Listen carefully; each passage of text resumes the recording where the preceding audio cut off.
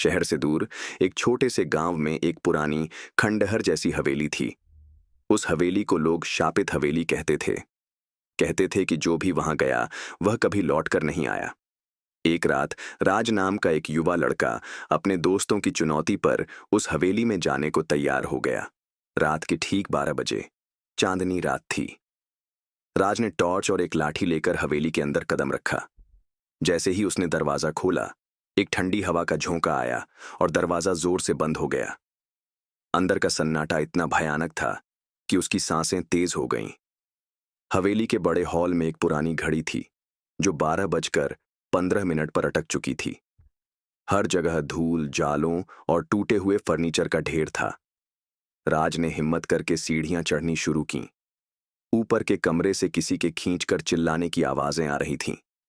जैसे ही वह ऊपर पहुंचा, उसने देखा कि एक पुरानी तस्वीर दीवार पर टंगी थी। तस्वीर में एक राजसी महिला खड़ी थी, लेकिन उसकी आंखें अजीब तरीके से चमक रही थीं। अचानक तस्वीर में से एक परछाई बाहर निकली और जोर से हंसी। राज ने तुरंत वहां से भागने की कोशिश की, लेकिन दरवाजे अपने आप बंद हो गए। अब उसे लगा कि हवेली की हर चीज उसे घूर रही है। फर्श पर चलते समय ऐसा लग रहा था जैसे नीचे से किसी के खींचने का प्रयास हो रहा हो। उसने अपनी टॉर्च नीचे की ओर देखा कि फर्श पर खून के निशान थे।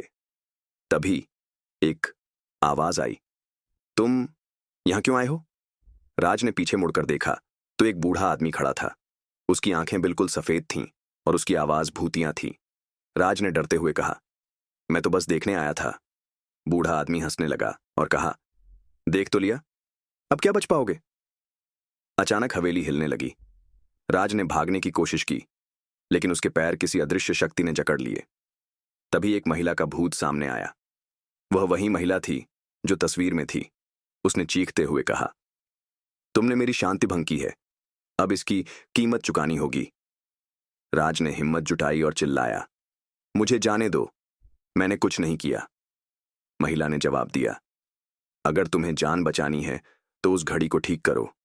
वह घड़ी मेरी आत्मा को बांध कर रखती है। राज ने दौड़कर घड़ी को ठीक करने की कोशिश की, लेकिन घड़ी का एक हिस्सा गायब था। तब महिला ने कहा, वह हिस्सा तहखाने में है। राज ने तुरंत तहखाने की ओर दौड़ लगाई। तहखाने में हर तरफ कंकाल और जंजीरें थीं। उसने खून से सने एक डिब्बे में घड़ी का हिस्सा पाया और जैसे तैसे उसे जोड़ दिया। जैसे ही घड़ी ने 12 बजकर 16 मिनट पर सब कुछ शांत हो गया। महिला की आत्मा ने मुस्कुराते हुए कहा, तुमने मुझे आजाद कर दिया, अब जाओ और फिर कभी यहां मत आना। राज किसी तरह भागकर बाहर आया। बाहर आकर उसने देखा कि सूरज उग चुका था, लेकिन उसकी यह रात उसे जिंदगी भर याद रही। वह फिर कभी किसी चुनौती में शामिल नहीं हुआ। अंत में हवेली हमेशा के लिए बंद हो गई, लेकिन उसका रहस्य हमेशा जीवित रहा।